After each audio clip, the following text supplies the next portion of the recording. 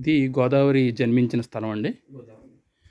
గోదావరి జన్మించిన స్థలం. ఇక్కడ మనం గౌతమ మహాముని, అయింది. అహల్యాదేవి చూడవచ్చు. ఇక్కడ నంది ముఖం, కట్ చేసిన ముఖం కనిపిస్తుంది కదా, పండిట్జీ. ఇక్కడ లోపల గోదావరి మాత అమ్మవారు కనిపిస్తున్నారు కదా.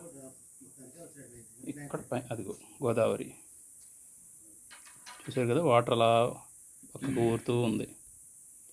ఇది గోదావరి జన్మించినటువంటి స్థలం, బ్రహ్మగిరి కొండలు, గోదావరి మాత.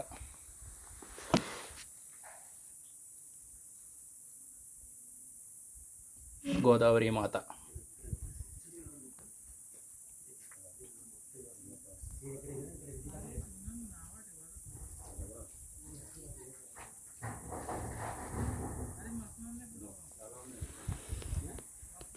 ఇక్కడ మీరు చుట్టూ ఈ కొండలన్నీ చూడవచ్చు. ఇవన్నీ బ్రహ్మగిరి హిల్సే.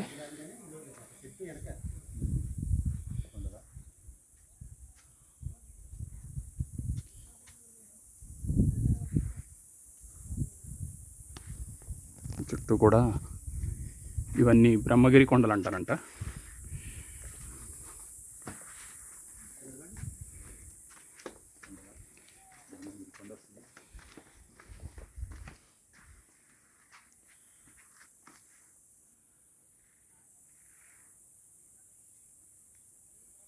గోదావరి ఉగం.